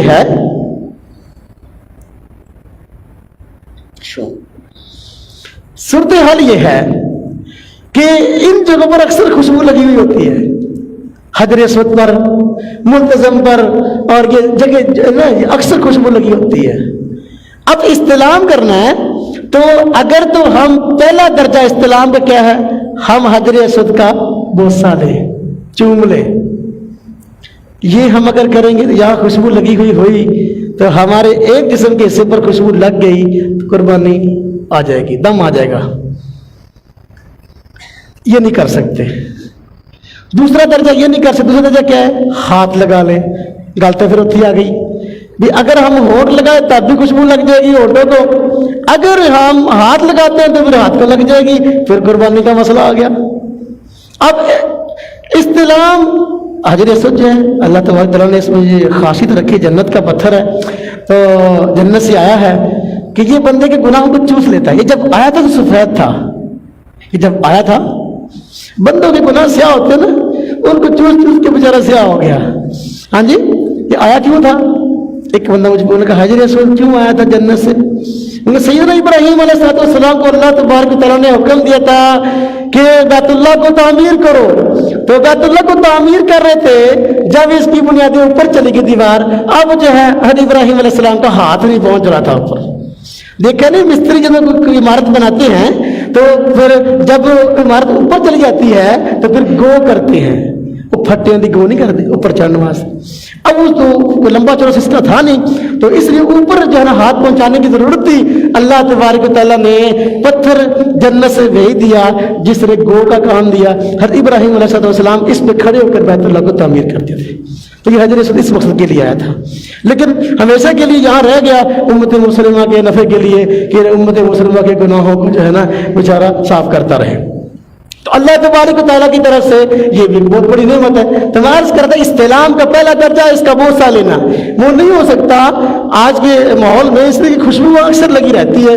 نمبر 2 اور رش بھی جو ہوتا ہے اللہ اللہ. تو نمبر 2 ہاتھ نہیں لگا سکتے، اس وجہ سے یا تو خوشبو لگی ہے یا رش بہت ہے. اور پھر تیسرا درجہ ہے جو حضور نبی پاک صلی اللہ علیہ وسلم نے بیان فرمایا ہے، تیسرا درجہ بھی فرمایا کہ دیکھو اگر بوسہ نہیں لے سکتے، ہاتھ نہیں لگا سکتے، اس کے بالکل سامنے ہو کر اس کی طرف یہ دیکھیں سینے کے برابر بالکل اپنے ہاتھوں کو کر لیں اس طرح. یہ دیکھو بالکل بہتر یہ سینے اس کے برابر اپنے ہاتھوں کو یوں کر کے اس طرح اپنے ہاتھوں کو چوم لو، ثواب وہی مل جائے گا. ثواب کون سا ملے گا؟ وہی.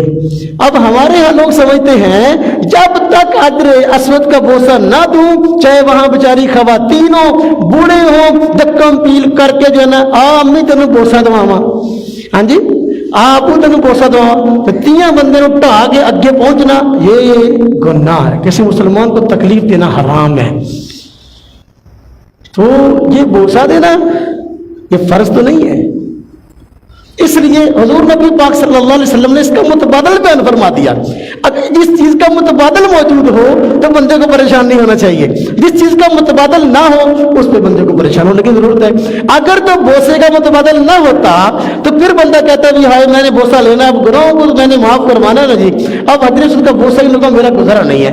تو حضور نبی پاک صلی اللہ علیہ وسلم نے اس کا متبادل بیان فرمایا ہے. اس کا متبادل یہ ہے کہ بندہ اپنا حجر اسود کے بالکل سیدھ میں ہو کر, سامنے ہو کر جو ہے وہ اس طرح سیدھے کے برابر اپنے ہاتھوں کو سیدھا اس طرح اٹھا کر اور اپنے ہاتھوں کا بوسہ لے لے. تو یہ استلام کا تیسرا درجہ ہے, اور اس سے جو ہے وہ اجر اور ثواب مل جائے گا, اور جو کہ چومنے کی صورت میں ملتا ہے. یہ میں نے عرض کیا کہ پورے طواف کے اندر کتنے ہیں استلام؟ 8. کتنے استلام ہیں؟ پورے عمرے میں استلام 9 ہیں, طواف کے اندر کتنے ہیں؟ 8. اب دیکھیں, اب ہم طواف شروع کرنے لگے ہیں. طواف شروع کرنے لگے, اس سے پہلے تھوڑا سا ذرا یہ سمجھ لیں. یہ آپ کو نظر آ رہا ہے خوبصورت سا یہ سبز رنگ کا شیشہ لگا ہوا ہے اس میں, اور یہ اپنا اس کے پتھر بھی لگا, بہت خوبصورت چیز ہے. اسے کہتے ہیں مقام ابراہیم, اسے کہتے ہیں مقام ابراہیم. اچھا, اور یہ جو دیوار ہے نا بنی ہوئی, یہ والی دیوار, یہ جس کے اوپر یہ 2 لائٹیں سبز لگی ہیں, یہ والی دیوار, اسے کہتے ہیں حتیم. حتیم یہ بیت اللہ کا ہی حصہ ہے. جس طرح کہ ہم نے علماء سے سنا ہوا ہے کہ حضور نبی پاک صلی اللہ علیہ وسلم کے اعلان نبوت سے پہلے مشرکین مکہ نے یہ طے کیا تھا کہ ہم بیت اللہ کو تعمیر کریں, اور یہ طے کیا تھا کہ بیت اللہ کی تعمیر کے اندر حلال کمائی لگانی ہے, حرام نہیں لانی. حلال کمائی لگانی, حرام نہیں لگانی. اب ہوا یہ کہ جب بیت اللہ کو تعمیر کرنا شروع کیا تو ان کے پاس یہاں آ کر حلال کمائی ختم ہو گئی. اتنا حصہ جو ہے وہ بیت اللہ کا تعمیر ہونے سے رہ گیا, کیونکہ حلال کمائی کو موک گئی سے. وگرنہ پہلے بنائی ابراہیم یہ تھی, حضرت ابراہیم علیہ السلام نے جب بیت اللہ کا تعمیر کیا تھا تو اس وقت یہ اتنا حصہ بیت اللہ میں شامل تھا, یعنی یہ دیوار اس کی بجائے یہاں تھی اس طرح. تو چونکہ یہ بیت اللہ کا اندرونی حصہ ہے, تو جو بندہ بیت اللہ کے اندر نماز پڑھنے کا ثواب حاصل کرنا چاہتا ہے تو وہ اس کے اندر جا کے کر لے, پڑھ لے. ہر کام میں حکمت ہوتی ہے نا جی. اللہ تبارک تعالیٰ کے دیکھو نا جی کی طرف سے جو ایک حکمت ہے وہ یہ کہ دیکھو بس اوقات مسلمان یہ دروازہ جو ہے نا یہ بادشاہوں کے لیے کھلتا ہے. کس کے لیے؟ بس اوقات قرآن کہتے نہیں میرے لیے بیت اللہ کا دروازہ 3 مرتبہ کھولا گیا. وہ اللہ کے بندے یہ دروازہ 3 مرتبہ کھولا گیا, یہ تو ہر وقت کھولا ہے, ہر بندے کے لیے کھولا ہے. یہ بیت اللہ کا اندرونی حصہ نہیں ہے. جو ثواب یہاں نماز پڑھنے کا وہی ثواب یہاں نماز پڑھنے کا ہے, اور یہ دروازہ ہر بندے کے لیے کھلا ہے. اس کے لیے کسی کی سفارش کی ضرورت نہیں ہے. باہر کیا میں ابھی تو یہ سمجھا رہا تھا کہ یہ جو ہیں اپنا اللہ بھلا کرے چیز یہ ہے کیا, یہ پرنالا اوپر لگا ہوتا ہے بیت اللہ کے, اسے کہتے ہیں مزاب رحمت. ہاں جی ہاں جی, نہیں وہ تو ہے نا جی, پرنالا لگا ہوتا ہے بیت اللہ کے, اس پرنالے کہتے ہیں مزاب رحمت. تو مختلف چیزوں کے نام ہے ملتزم. ایک میں نام لوں گا نا پھر آپ پریشان نہ ہوں مجھے کیا نام لے رہا ہے. ملتزم یہ چمٹ کر دعائیں مانگنے کی جگہ ہے. ملتزم دعائیں قبول ہوتی ہیں, یہ بھی یہ ملتزم ہے. بار کا طواف شروع کرتے ہیں, ایک طواف کے اندر کتنے استلام ہیں؟ 8. عمرے میں کل ہے 9. اب جب طواف شروع کرنا ہے تو سامنے آ کر اس طرح استلام کرنا ہے اور طواف کو شروع کرنا ہے. جب طواف کرنا ہے تو ہم نے حجر اسود سے دائیں طرف اس طرح گھومتے ہوئے اس طرح یہ حتیم جو پیچھے سے یوں آنا ہے, پیچھے سے یوں. یہ جو دیوار ہے نا یہ والی, یہ اب کی ہے کرونا کے بعد. یہ بھی بتا دوں آپ لوگوں کو, یہ ابھی جب کرونا آیا تو اس وقت انہوں نے کچھ وہاں تعمیر تبدیلیاں کی ہیں. یہ دیوار پہلے نہیں تھی, اس کا نام حتیم نہیں ہے, نہ یہ بیت اللہ کے اندر کا حصہ ہے. یہ والی دیوار جو ہے, یہ دیوار یہاں سے شروع ہوتی ہے نا, یہ دروازہ ہے, یہ دیوار جہاں سب لائٹ لگی ہے, یہاں سے حتیم کی دعوت ہے, اور اس طرح یہاں یہ ہے بیت اللہ کے اندر کا حصہ. یہ دیوار ابھی انہوں نے کی ہے, اس کا کوئی معاملہ نہیں ہے. یہ ویسے انہوں نے جو ہے نا لوگوں کے شور سے بچنے کے لیے جو ہے نا پاکستانی خاص طور پہ محبت ماشاءاللہ سب میں بہت زیادہ ہے, لیکن جذبہ جو ہے نا پاکستانی میں بہت زیادہ ہوتا ہے. ہم کئی مرتبہ دیکھا حضرت جی جب اپنا بیت اللہ کا ابتدائی امام جو ہے نا نماز پڑھا کے بھی ایک سلام پھیرتا ہے. حجر اسود کا بوسہ لینے کا ذوق سب کو ہوتا ہے, تو لہذا دوڑ لگا رہے ہوتے کب لگی, تو جب امام سلام پھیرتا ہے نا فوراً مجمع بھاگتا ہے حجر اسود کی طرف جا کے اس کو چمٹ جاتا ہے نا. تو امام ابھی ذرا ایک سلام پھیرتا ہے السلام علیکم ورحمۃ اللہ, تو آدھا مجمع دوسرا سلام یہاں پھیرتا ہے. حقیقت بات ہے, دوسرا سلام جو ہے نا وہ یہاں پھیرتا ہے لوگوں کا, اور ٹارگٹ ہوتا ہے ان کا, پہلے بیٹھے ہوتے ہیں امام کے پیچھے کہ ہم نے نا یہ کام کرنا ہے, یہ کاروائی کرنی ہے. تو لہذا اس کو سمجھیں.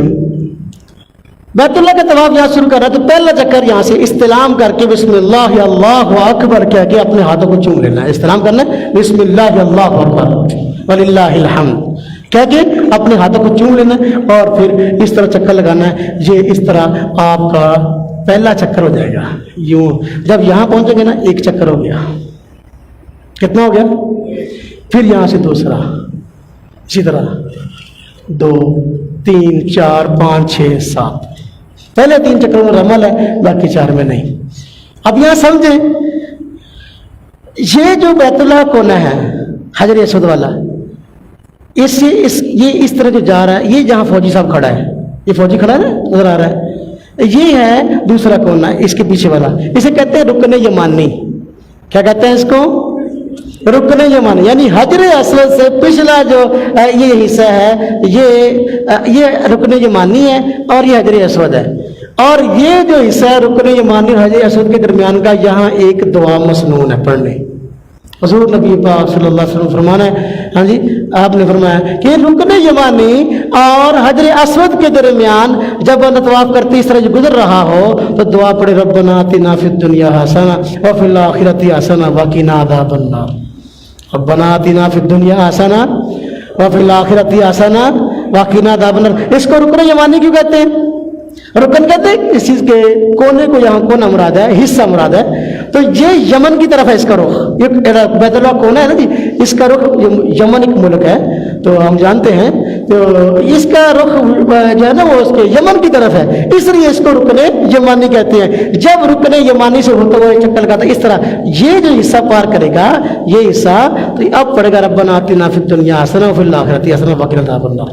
اور باقی یہ 3 کونے ہیں, جب ان کو کراس کرے گا اور بیت اللہ کا طواف کرتے ہوئے گزرے گا, اب کوئی بھی دعا پڑھ سکتا ہے, کوئی خاص دعا مسنون نہیں. اور یہ بات یاد رکھیں, دعا کے پڑھنے میں اور دعا کے کرنے میں بہت فرق ہے. ایک ہے دعا کو پڑھنا اور ایک ہے دعا کو مانگنا. دعا کو مانگنے کا حکم ہے, پڑھنے کا حکم نہیں ہے کہ بندہ رٹا لگائے وہ ربنا آتنا فی الدنیا حسنہ وفی الآخرۃ حسنہ وقنا عذاب النار. اب پتہ ہی نہیں میں کیا کہہ رہا ہوں, اس کا مطلب کیا ہے, اس کو سمجھ کر التجا سے مانگنا, یہ ہے مانگنا دعا. اور بغیر سوچے سمجھے, بغیر مانا سمجھے ایسے ہی پڑھ رہا ہے کہ نا آدمی دہراتا رہے, اس کے کہتے پڑھنا.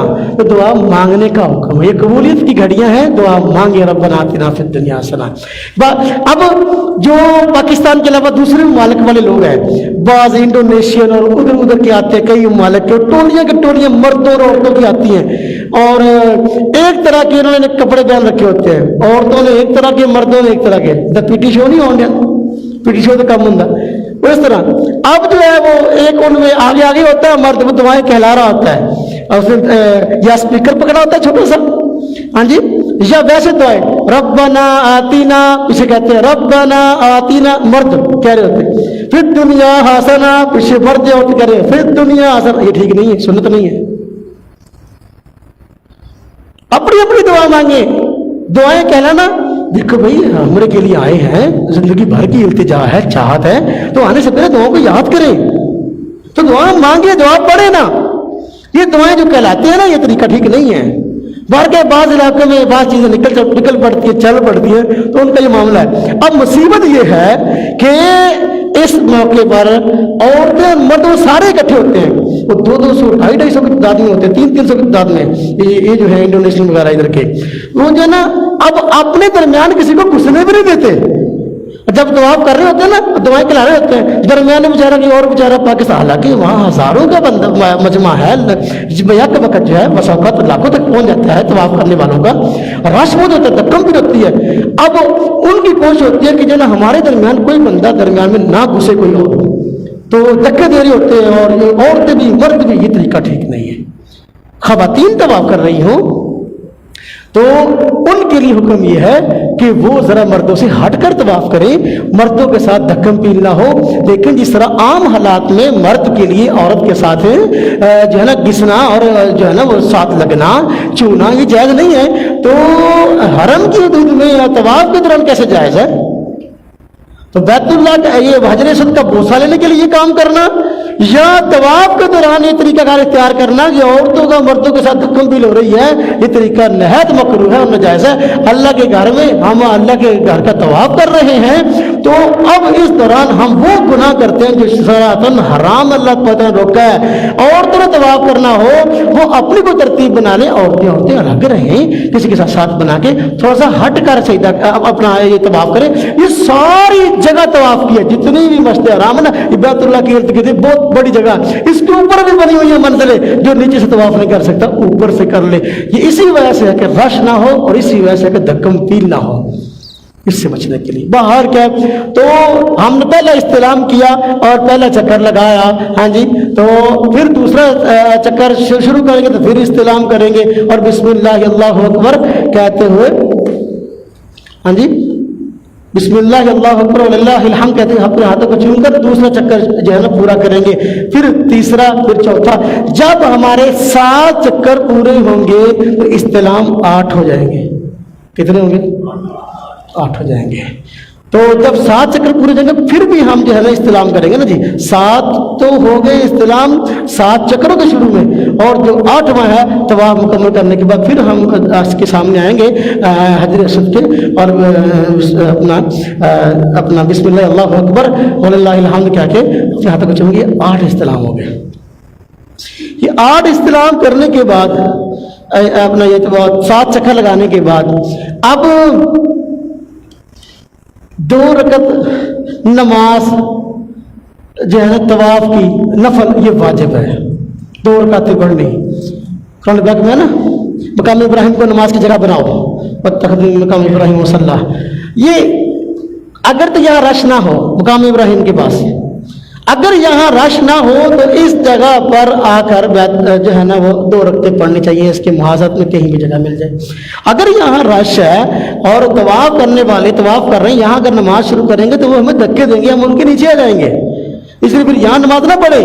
इसके कह लें कि बैक में कहीं भी हमें जगह मिलती है ना तो हम वहाँ पर नमाज पढ़ सकते हैं। अगर इसके इर्द गिर्द नहीं मिलती, मस्जिद हराम में कहीं भी जगह मिलती है, वहाँ हम तवाफ की 2 रकतें पढ़ लेंगे। तो मकाम इब्राहिम के पास नफल पढ़ने के लिए धक्कम पील करना या तवाफ करने वाले को तवाफ में हायल होना ये ठीक नहीं है, इसलिए कि मजमा बहुत ज़्यादा होता है, आमतौर पर इस जगह पर रश होता है। अब देख लें, जो अल्लाह का हो जाता है ना, अल्लाह तबारक व तआला उसके हो जाते हैं। हाँ जी, अल्लाह तबारक व तआला उसको चमका देते हैं। सैयदना इब्राहीम अलैहिस्सलाम ने बड़ी कुर्बानियाँ दी हैं दीन के लिए, बड़ी कुर्बानियाँ। अल्लाह पाक ने कुरान में फरमाया ना, वइज़ इब्तला इब्राहीम रब्बुहु बिकलिमातिन फअतम्महुन। अल्लाह तबारक व तआला ने इब्राहीम अलैहिस्सलाम से बहुत ज़्यादा इम्तिहानात लिए और हज़रत इब्राहीम अलैहिस्सलाम तमाम इम्तिहानात में 100% कामयाब हुए। अल्लाह ताला ने फिर उन पर इनामात बड़े किए। अब इनामात में से एक इनाम ये कि देखो, जो अल्लाह के घर का तवाफ करता है, हाँ जी, अल्लाह के घर के साथ मकाम इब्राहीम मौजूद है। इब्राहीम की जगह 1,24,000 करीब अंबिया आए, लेकिन ये हज़रत इब्राहीम की खसूसियत है कि मकाम इब्राहीम मौजूद है। हाँ जी, और मकाम इब्राहीम के अंदर है क्या, इसके अंदर क्या है? मकाम का माना था खड़े होने की जगह, مقام ابراہیم، حضرت ابراہیم علیہ السلام کے کھڑے ہونے کی جگہ، یہاں دو پاؤں کے نشانات ہیں گہرے، جدہ بندہ گارے وچ نہیں بس اوقات پیر واڑدا وہ پیر کھب جاندے ہیں، اس طرح وہ جی پیر اندر جو ہے نا گھسے ہوئے ہیں اور پیروں کے نشانات اس طرح بنے ہوئے ہیں، اور کچھ نہیں ہے اس کے اندر۔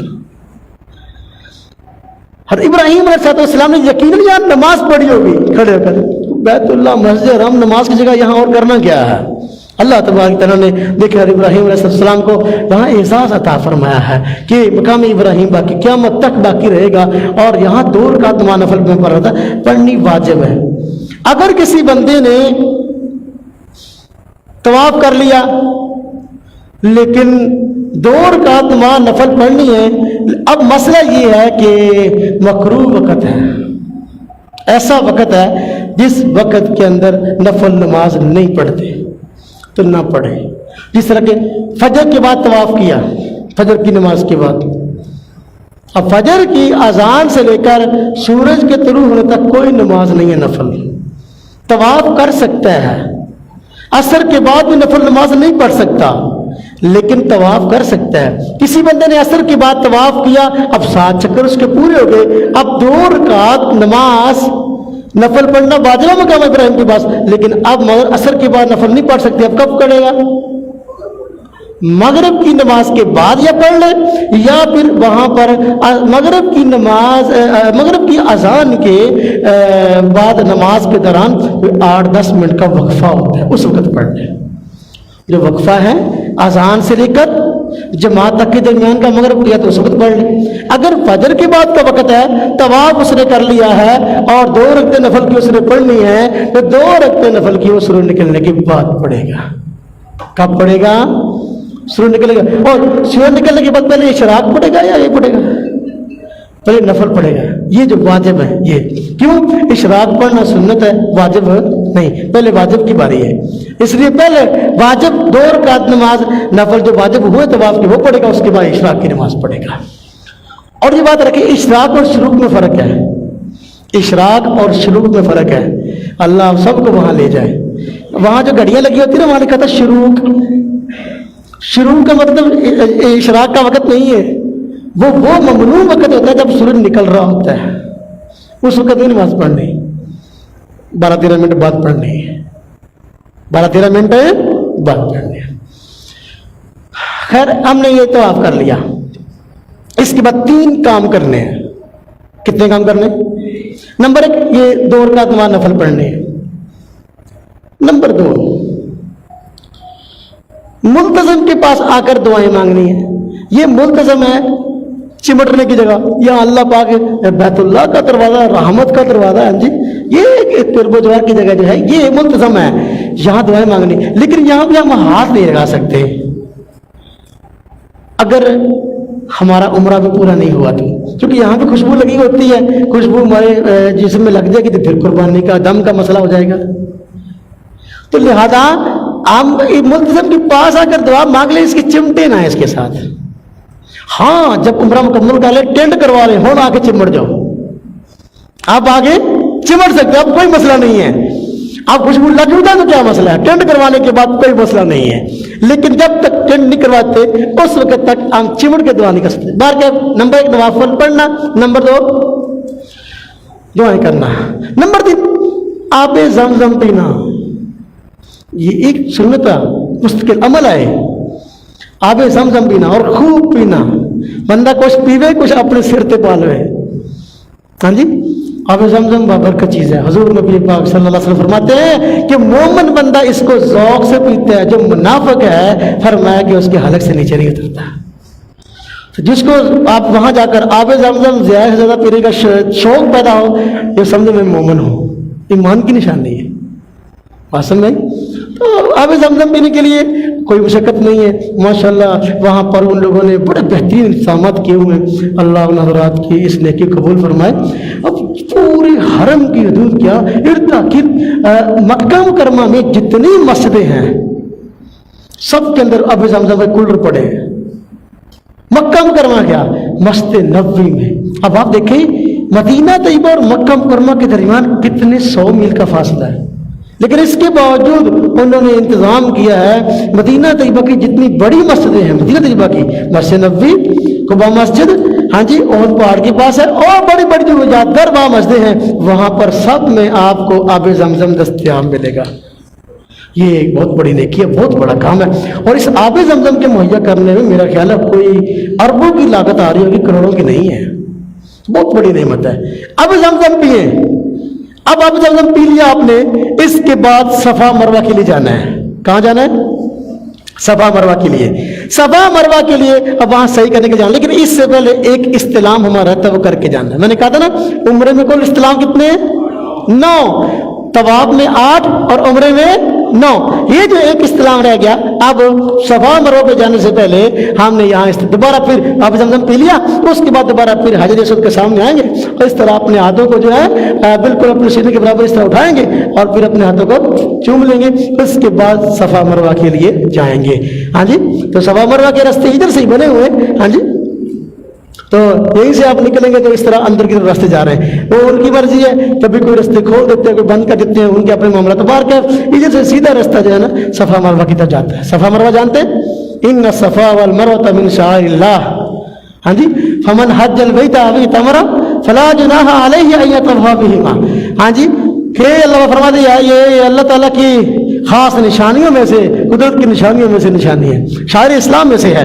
صفا مروہ یہ وہی دو پہاڑیاں ہیں جس پر حضرت ہاجرہ جو ہے وہ پریشان ہو کر دوڑی تھی، حضرت اسماعیل علیہ السلام موجود تھے، پینے کے لیے پانی نہیں تھا اور کھانے کی کوئی چیز مہیا نہیں تھی، تو پریشانی کے عالم میں کہ کوئی قریب سے قافلہ گزر رہا ہو یا کوئی ارد گرد کوئی اپنا آبادی پائی جائے، لوگ پائے جائیں، ان سے مدد حاصل کی جا سکے، پانی حاصل کیا جا سکے، اس پریشانی میں حضرت ہاجرہ نے 7 چکر لگائے تھے۔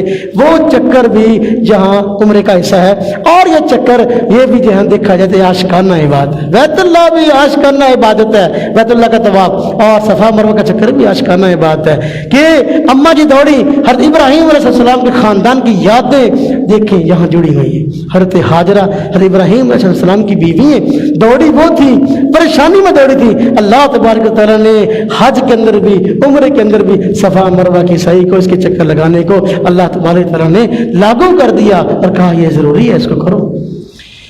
7 چکر ہم نے صفا مروہ کے لگانے ہیں۔ صفا اس طرف ہے، مروہ اس طرف ہے۔ صفا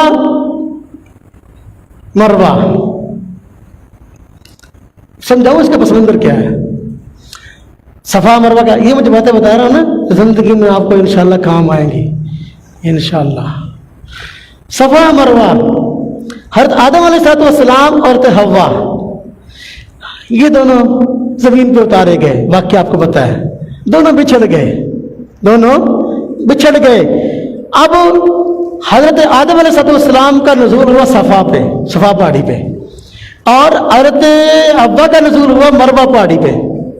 صفا پہاڑی اونچی ہے، مروہ پہاڑی جو ہے وہ نیچی ہے، لیکن اگرچہ دونوں کا نزول اس طرح ہوا، ملاپ نہیں ہوا، ملاقات نہیں ہوئی، پھر اتارے یہاں گئے، صفا مروہ، آدم صفی اللہ صفا، تو اب اس کے بعد اکٹھے ہوئے ہیں، ہاں جی، مزدلفہ پہ۔ کس جگہ پہ؟ پہچان ہوئی عرفات میں۔ عرف کا معنی کیا ہوتا ہے؟ پہچاننا۔ عرفات اس لیے اس کا جائے نا، عرفات کو عرفات کیوں کہتے ہیں؟ یہ پس منظر ہے، ہاں جی، آئے ہیں صفا اور مروہ پہ، اکٹھے ہوئے ہیں مزدلفہ پہ، پہچان عرفات میں ہوئی ہے، پہچان تو صفا مروہ پہ جانا ہے۔ 7 چکر حضرت ہاجرہ لگائے تھے، ہم نے لگانے ہیں۔ جب صفا پہ آئیں گے نا، اس طرح صفا پہ آئیں گے، اس طرح کھڑے ہوں گے نا جی، تو میرے خیال میں کہ ابھی بھی کچھ دکھائی دیتا ہے ادھر سے، تعمیرات و مساوقات انہوں نے کر دی ہیں، تو تھوڑا سا آگے بڑھ کے جو نا اس طرح کھڑے تھے کہ بیت اللہ کی جگہ، بیت اللہ نظر آ رہا ہوگا، ہاں جی، تو یہاں دعائیں کریں گے، قبولیت کا وقت ہے۔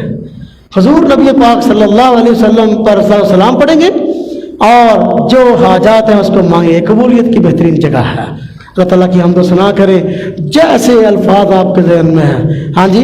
اور حضور نبی پاک صلی اللہ علیہ وسلم پر درود شریف پڑھے صلی اللہ علیہ وسلم کے الفاظ جو درود شریف آپ کو مصنون درود شریف میں یاد ہے. اور پھر دعا مانگے جو آپ کی حاجت ہے. حاجت مانگنے کے پھر اب جو ہے ہم نے چکر شروع کرنا ہے. چکر شروع کرنا ہے تو یہاں صفا سے ہم چکر شروع کریں گے نا تو مروہ پہ جائیں گے تو ایک چکر ہوگا. 7 چکر کیسے؟ بعض لوگ سمجھتے ہیں کہ ایک چکر ایسے ہے صفا سے مروہ، مروہ سے دوبارہ صفا پہ آئیں گے ایک چکر. نہیں، ایسا نہیں ہے. بلکہ یہاں صفا سے مروہ کی طرف جائیں گے تو ایک چکر، مروہ سے صفا کی طرف آئیں گے تو یہ دوسرا چکر، پھر صفا سے مروہ کی طرف جائیں گے تو تیسرا، وہاں سے واپس آئیں گے صفا پہ تو کتنا؟ چوتھا، پانچواں پھر صفا سے مروہ، چھٹا پھر مروہ سے صفا، ساتواں پھر صفا سے مروہ.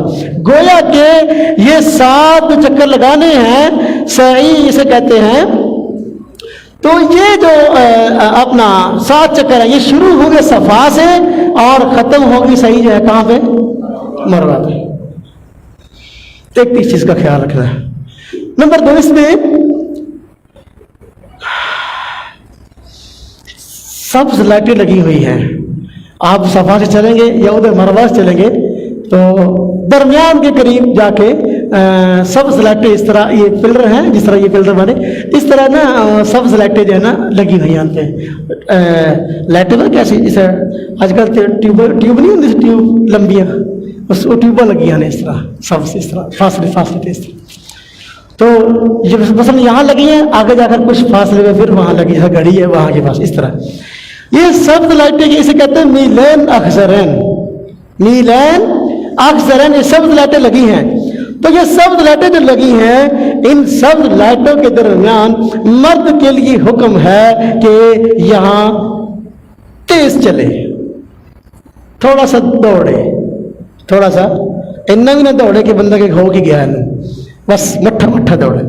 یہ مرد کے لیے حکم ہے کہ وہ دوڑے. اسے تیز رفتار سے چلتا ہے نا، یہ اس طرح تیز رفتار سے، تو اس طرح روٹین کی ہوتا وہ چلتا اس طرح نہیں. مرد کے لیے حکم ہے. حضرت ہاجرہ اس مقام پر دوڑی تھی، جب صفا سے آ رہی تھی یہاں پہنچتی تو دوڑتی،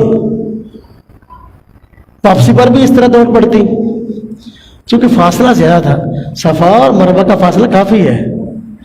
تو پھر بچے کے پاس پہنچنے کا اشتیاق پیدا ہوتا ہے کہ بچہ اسماعیل رو رہا ہے تو بھاگ پڑتی. اب یہ دوڑی تھی حضرت ہاجرہ، لیکن حکم ہے اس سنت کو پورا کرنے کا مردوں کو. عورتوں کے لیے حکم نہیں ہے.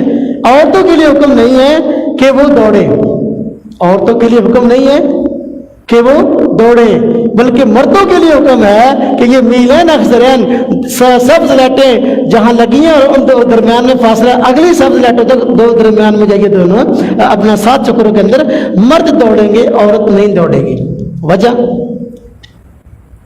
عورت کیوں نہیں دوڑے گی، مرد کیوں دوڑے گا؟ حالانکہ دوڑی تو حضرت ہاجرہ تھی، وہ عورت تھی.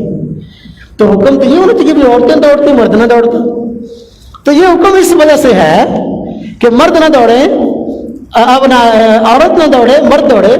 یہ حکم اس وجہ سے ہے کہ حضرت ہاجرہ جب دوڑی تھی تو اس وقت کوئی دیکھنے والا نہیں تھا، دیکھنے والا نہیں تھا، تو لہذا اس لیے وہ دوڑی. لیکن اب جب ہم صفا مروہ کے درمیان صحیح کر رہے ہوتے ہیں، چکر لگا رہے ہوتے ہیں، تو بیک وقت ہزاروں کی تعداد میں مرد وہاں موجود ہوتے ہیں.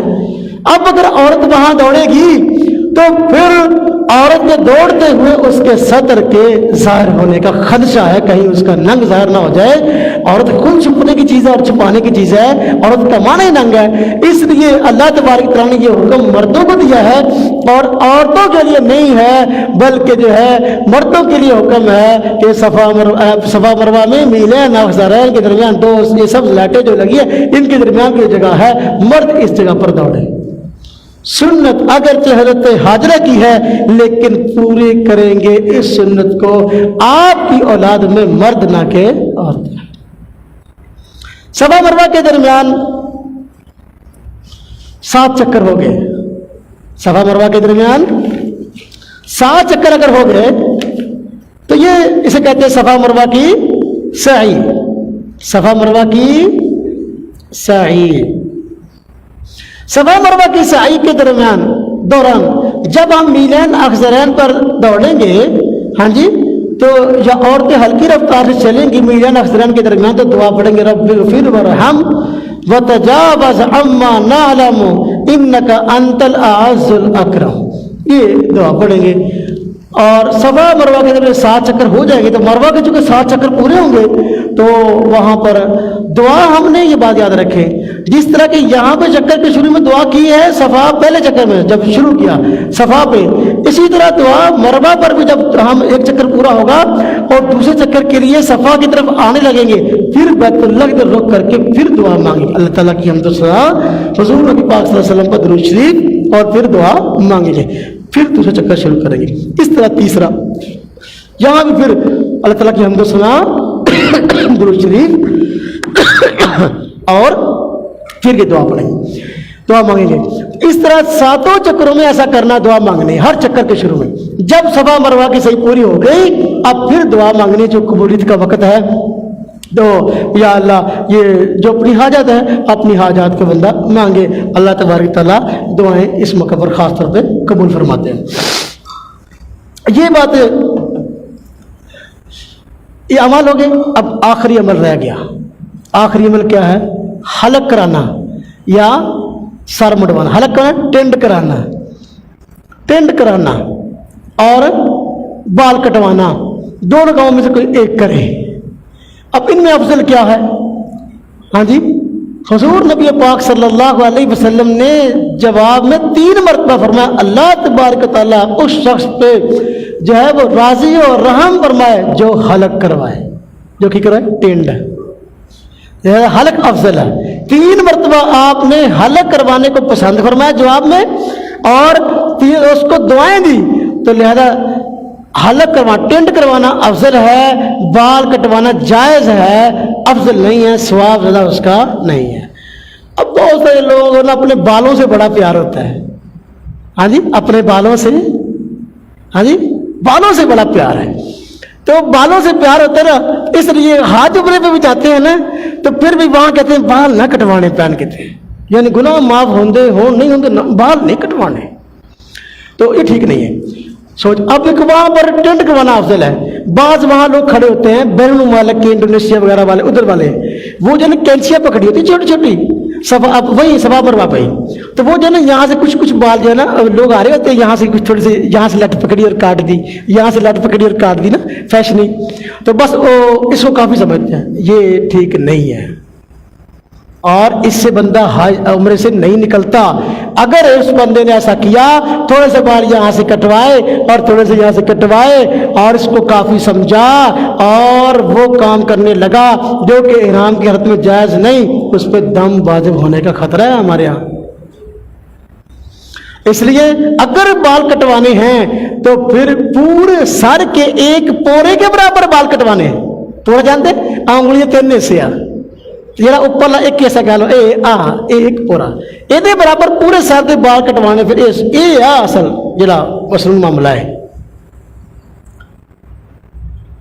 अच्छा, जिस बंदे के बाल छोटे हो वो क्या करे?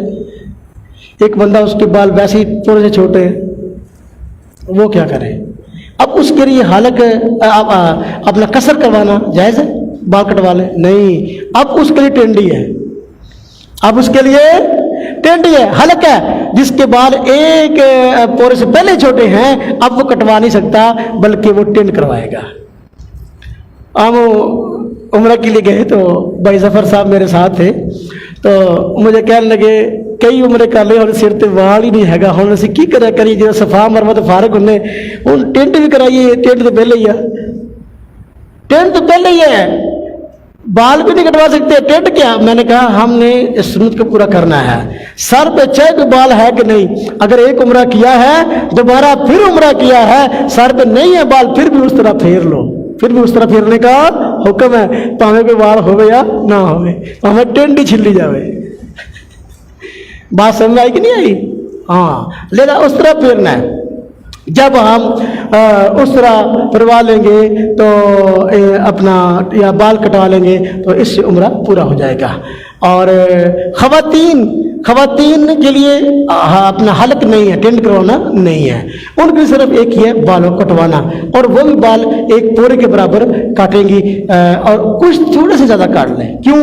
اس سے کہ جو بال ہوتے ہیں نا، جو لمبے بال جو ہوتے ہیں اس میں بال ایک بیلنس پہ نہیں ہوتے، بلکہ کچھ بال جو ہے نا وہ چھوٹے ہوتے ہیں، کچھ بڑے ہوتے ہیں، تو چھوٹے اور بڑے بالوں کو اکٹھا کر کے اس طرح کاٹنا بس اوقات تو ممکن نہیں ہوتا ایک جیسے کاٹ جائے، پورے سے تھوڑے زیادہ کاٹ لیں گے تاکہ جو چھوٹے ہیں وہ بھی پورے کے برابر کاٹے جائیں۔ اس کا طریقہ یہ کہ بال اس طرح اپنے مٹھی میں لے کر یا لٹے بنا کر 2-3 اس طرح تو چھوٹے چھوٹے لے کر ایک پورے کے برابر بالوں کو کاٹ دیا جائے۔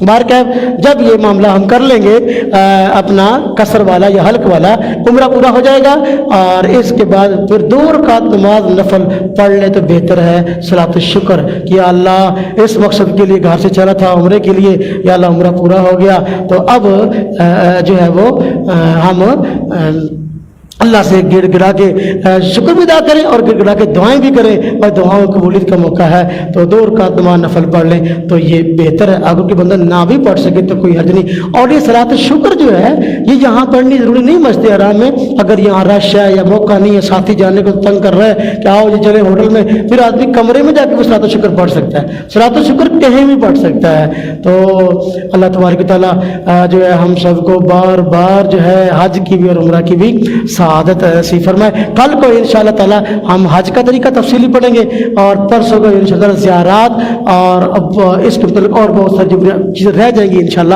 پرسوں پڑھیں گے۔ ہمارا یہ کورس 3 دن کا ہے، تو جو آج باتیں کہی چلی گئی ہیں اللہ تبارک تعالیٰ قبول فرمائے، اور اللہ پاک اس کی برکت سے ہم سب کا حج کے لیے بھی عمرہ کے لیے جانا مقدر فرمائے، اور ہمارے بھائی جو دوست جا رہے ہیں اللہ تبارک تعالیٰ ان کو اپنی شان اجر عظیم عطا فرمائے، ان کے حج کو عمرے کو قبول فرمائے۔ وآخر دعوانا الحمدللہ رب